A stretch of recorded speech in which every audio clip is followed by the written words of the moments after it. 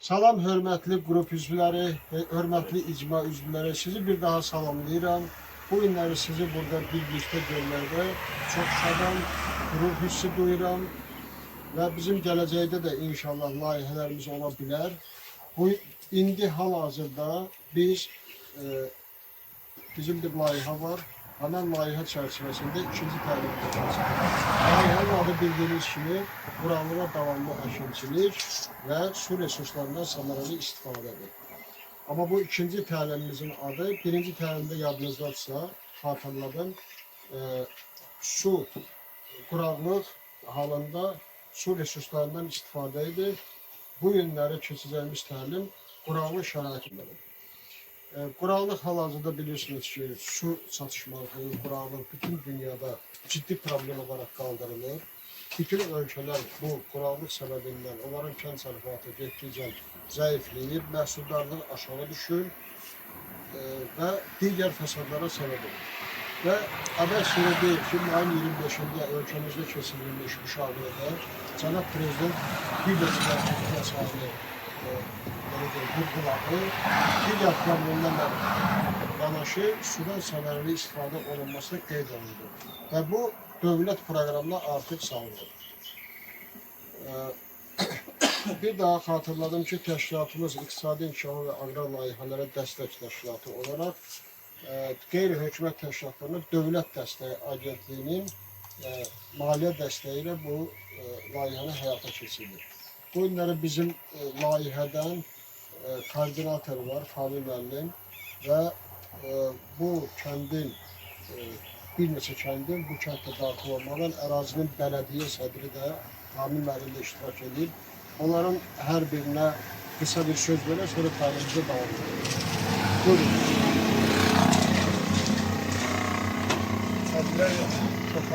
Çok sağ olun, minnətdarım sizə. Qloballığına görə bu tədbirlər keçirir. İnşallah yaxşı olar. Çok sağ olun. Çok sağ olun deyirik. Təşəkkür veririk. Buraya yaşayan yoldaşları da, ağsaqqallarını hamısını salamlayıram.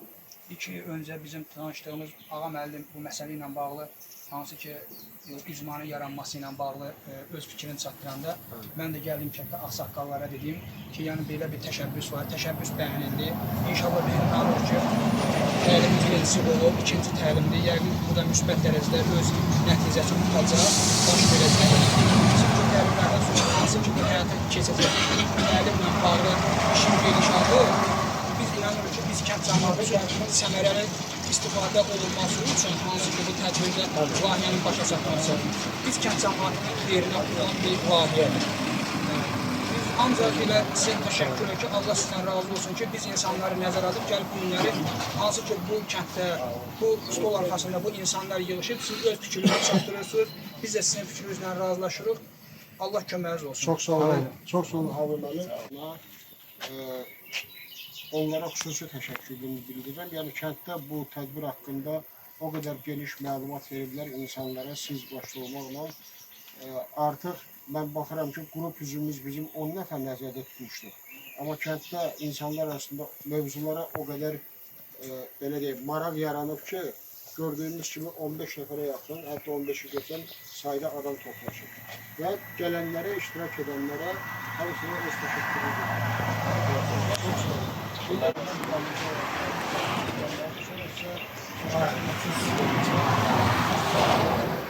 Qiymətləndirilməsi adlı bir formamız da var. Orada da həm qiymətləndirmə aparırsınız və həm də sonda gələcək layihələr üçün hansı ideyalarınız varsa onları ora qeyd edirsiniz. Yəni biz sizdən təkliflər də gözləyirik. Sonra o təklifləri biz oturub üzərində bizim təşkilatda o təkliflərin üzərində işləyib onları formalaşdırmaq və gələcək layihələrə tədbir etmək üçün onlar bizə lazımdır. Yəni burada da sizin dəstəyiniz artıq bizə lazımdır.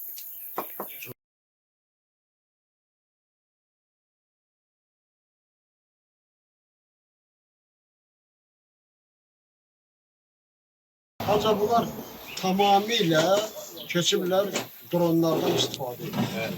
Sudan nə qədər birinci suya qənaət edirlər, ikinci torpağın münbitliğini artırırlar Üçüncü, nəyə nail olurlar? Ona nail olurlar ki, gübrə, dərman, hətta onlar toxumları da, bəzi bitkilərin toxumlarını dronla səpirlər. Onun bərabər paylanmasına nail olublar. Siz bilirsiniz də, traktor torpağın üstündə nə qədər çox hərəkət edirsə, o qədər torpağa ziyandır. Döyür bərkidir, sonra da eroziya səbəb olur. Onun qarşısını alıblar. Və onların imkanı var ki, ekranda dron gedəndə özü çəkirdi həm də. Və onların nəzarət eləsinlər ki, hara daha yaxşı düşdü, hara daha pis.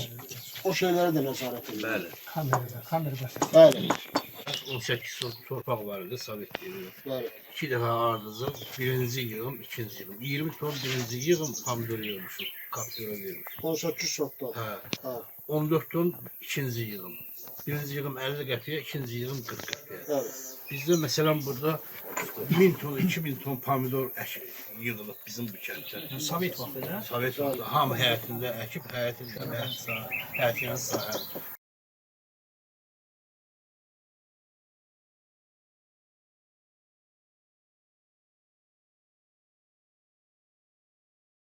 Orada bitkinin adətən məhsuldarlığı böyük olur. Nəyə görə? Ona görə ki, həyət yanındadır, hər çoğun üstündə əsirsən. Hətta adam var ki, bəlkə də o üstünə olan zərər verici var. Onu az qalır əllə yoxsunuz, dərman da vurmur. Biz, tamam ki, bayaqları dediniz, 18 sotdan, 2 dəfə, birinci yığım, ikinci yığım. neçə olub? 18 20 ton birinci, 16 ton ikinci. Bəli, 36 ton. 18 sotdan 36 ton. Bəli. Nə qədər? Hektara çevirsən nə qədər? Canısı Rafael'in purasına. Mən yaşamışam, mən kətçiyəm. 36 Rafael'in tonu purasına. Mən vurmuşum. bir dənə 300 lira, 2 qat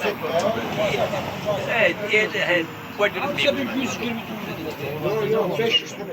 500 ton. Astarxan'da 500 ton. Astarxan'dan pomidor daşımışam. İndi o ne deməkdir? İndi high-tech, en yüksək texnologiya ilə istixanalar tikirlər. Onların məhsuldarlığı 350-500 ton arasıdır. Deməli, həyat yanında o boyda məhsul almaq olar. Və torpağı da qorumaq şərtidir. Keçək növbəti mövzuya, indi yəni bu mövzunun içərisində alt mövzular var.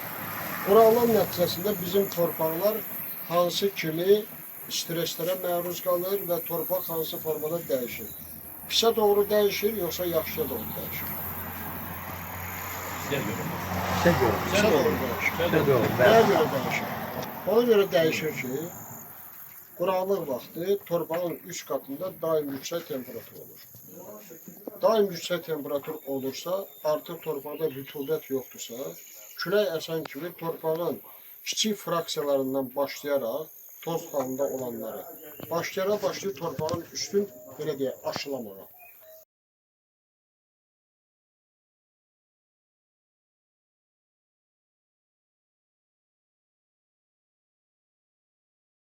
Coğrafi zolaqlar dəyişir.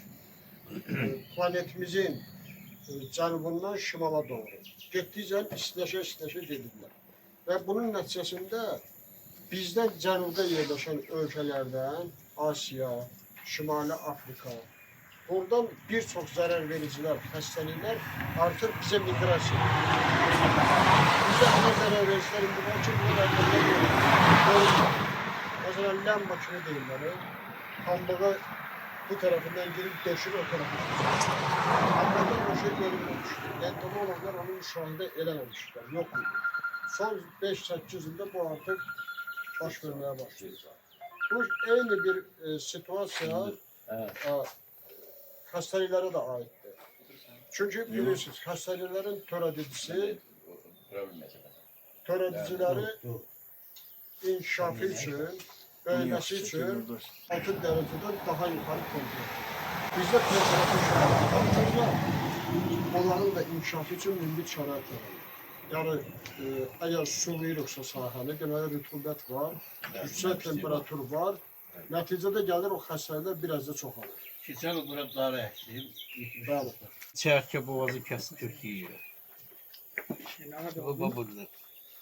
çərçi elə bir gen ki, qoşunla tökülmüşdü sahənin içində. Onlar elə O canı hindi çıxar gətirdən yiyə hamısını.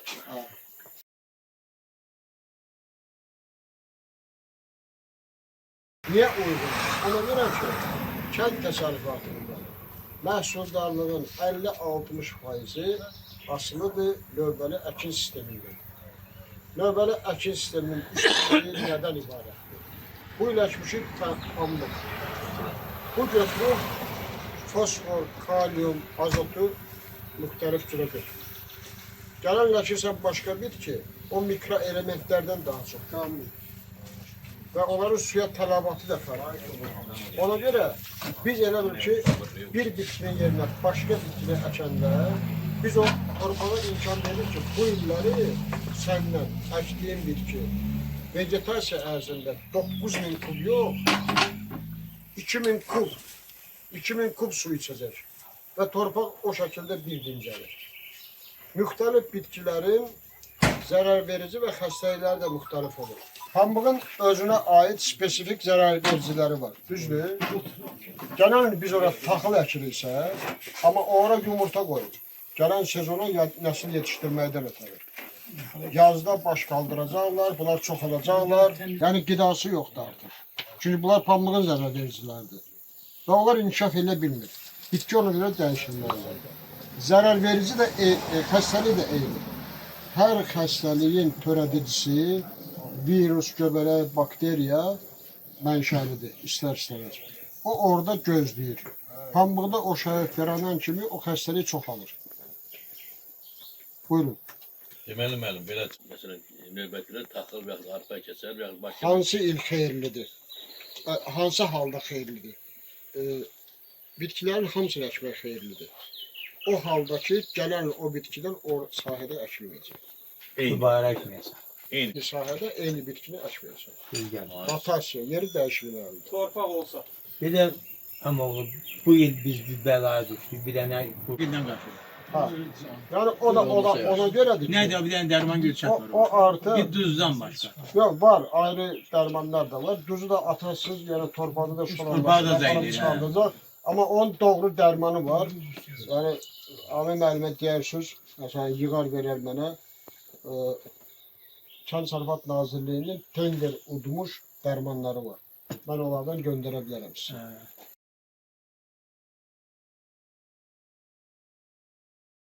Üzüm maddələr sürətlə parçalanır. Yəni, nəmli olanda üzüm maddələr elə sürətlə parçalanır. İstənilən maddənin bilirsiniz, parçalanması üçün onun rütubətli olması, onun saxlayıb parçalanması. Quraqlıq varsa, günəş şüalarının təsiri altında o çox tez parçalanır. Əgər burada üzüm maddə hansısa bir torpaqda üzüm maddə parçalanırsa, üzüm maddə torpaqdakı faydalı mikroorqanizmlərin qidasıdır. Hansı ki bitkiyə xeyirdir, torpağa da xeyirdir. Həmin o üzüm maddə tez parçalanırsa, deməli o mikroorqanizmlərə qida yoxdur. Onlar da tez maddə. Şirəsi deyilməli, odur. Şirə, üzüm maddəsi. Həmin o üzüm maddəni biz məhv elədikcə, məhv edirik deyəndə ki, quraqlıq nəticəsində o proses sürətlənir. Ona görə də torpaq getdikcə sıradan çıxır. Sıradan çıxanda nə ilə rastlaşır? Torpağın keyfiyyəti aşağı düşürsə, o deməkdir ki, bitkidən də biz daha az məhsul alacağıq. Bitkidən də az məhsul alanda biz artıq fermerin gəlirində birbaşa ziyanır. Bir də siz doğru bir sual verə bilərsiniz ki, 3 ayda yağış yağır, siz quraqlıqdan danışırsınız. Yağır.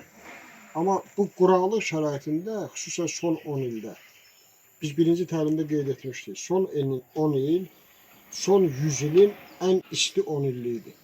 Bundan isti 10 illik olmuyor əvvəllər. 1926-cı ildən üzü bəri belə isti havalar olmuyor.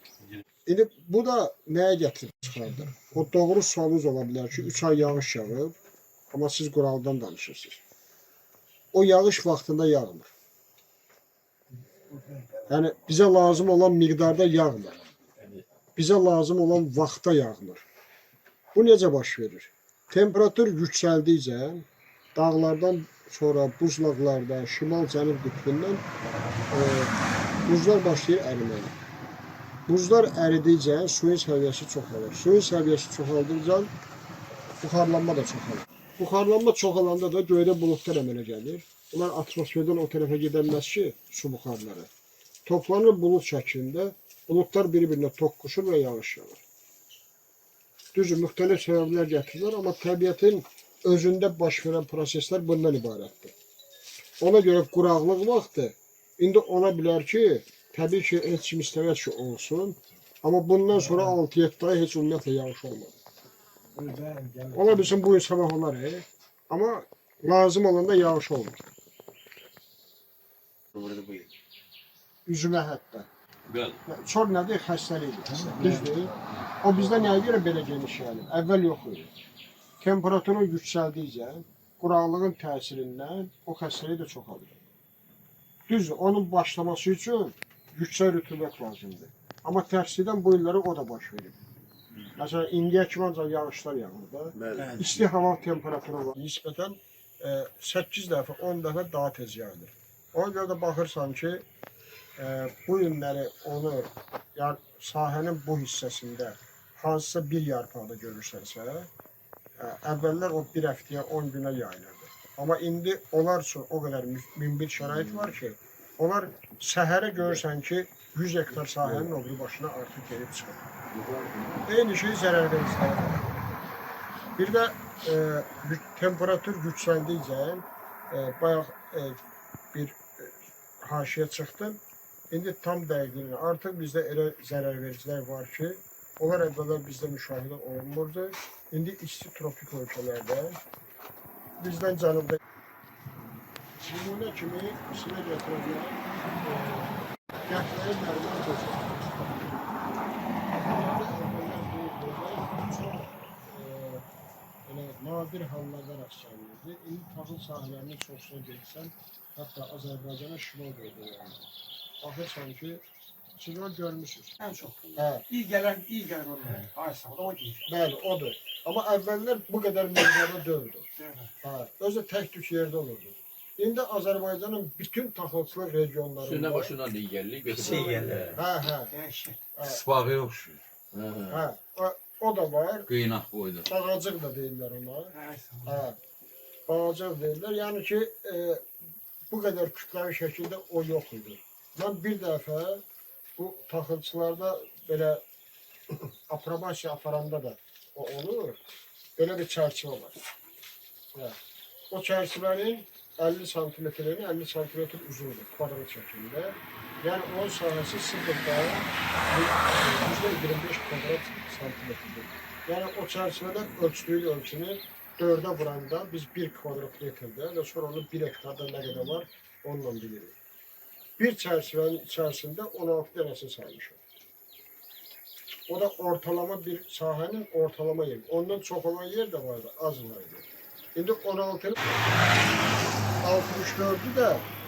64'ü də bəli 1 kvadrat. Vuraq 10.000 kvadrata. Hə? 640.000 fərd. Görsən. 1 hektarda. Bunu yolda. 640.000 fərd, yəni böcək, yetkin yaşına çatmış böcək.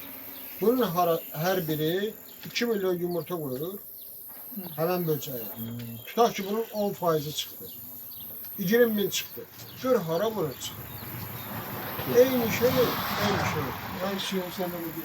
O günkü təlimdə də qeyd etmişdik biz. Eyni şey alaq otlarına da aiddir. Məsələn, bu günləri baxırsan, onu vaxtında, kultivatorla, hayatta əl əməyi ilə məhv eləməyəndə, o artıq tam yetişdi. Toxumun o sahəyə tökdüsə, baxırsan ki, gələn o sahə həmən bitki ilə, alaq otu ilə doldu. Bəzi sahələrdə çox az miqdarda eləyir gedir. Çünki kök hissəsi, onun kök sistemi kökümsü olur. Belə ağ rəyində görmüşsünüz də yəqin. Elə bil ki, biraz da belə uzun.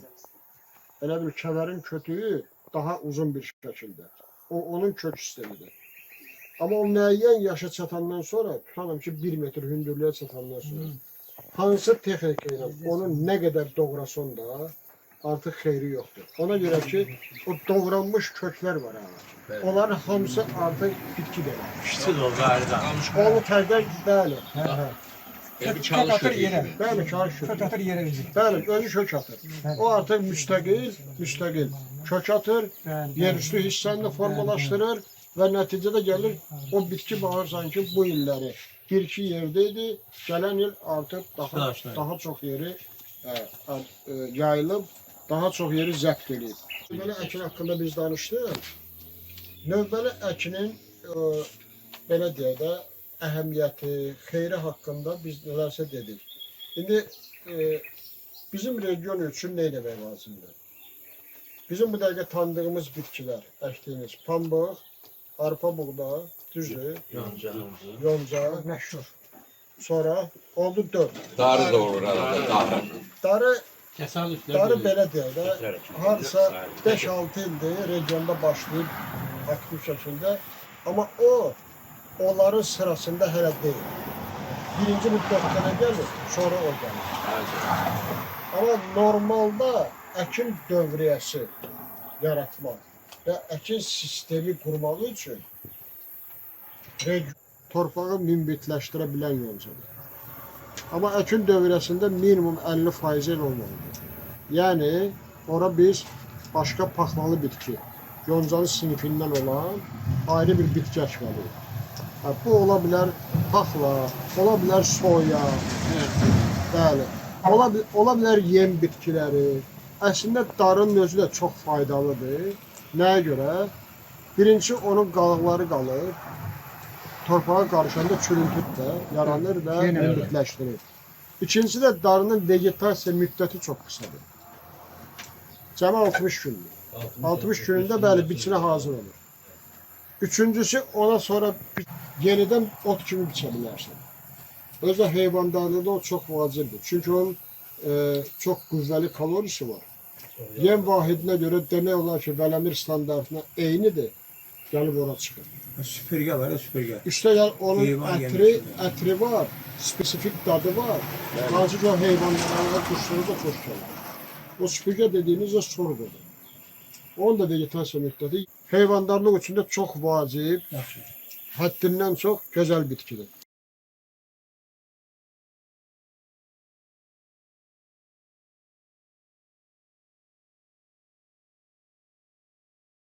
Yaxud da institutlar var orada.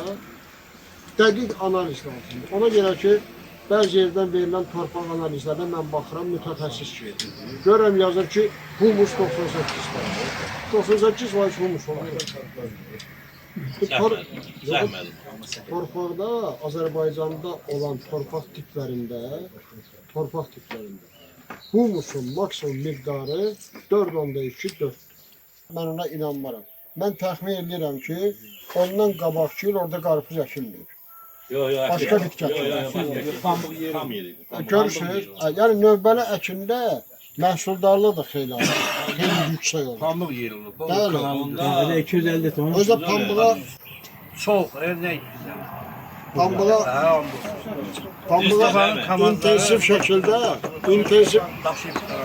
üzr istəyirəm, bunu səbəbini araşdırarlar. Niyə? Pambığa intensiv şəkildə gübrə verilir. Şu verilirdi. Bəli, Kultivasiya olunurdu. bəli. Bunların hamısı olunurdu deyələr. Bir də belə bir şey Ciddidir. var da, gübrələrdən ancaq azot bir həftə ərzində bitki tərəfindən mənimsənilir.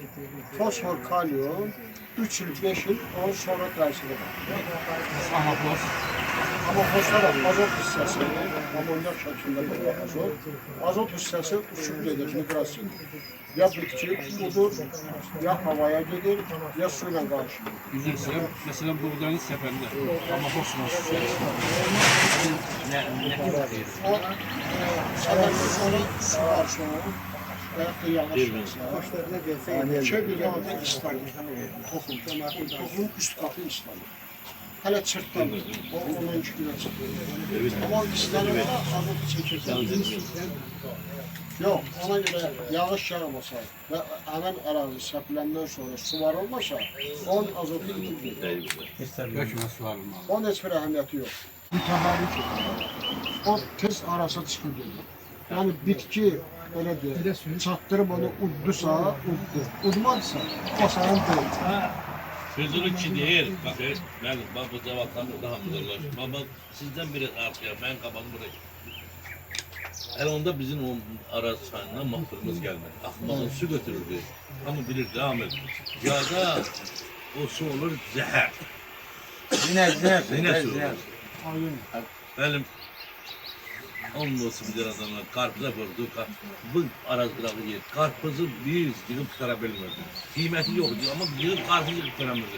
Adılar 10-70 sokunda karpuz 100 ton karpuz yığdı. Cavatanı hamı bilir. Allah'a çok şükür.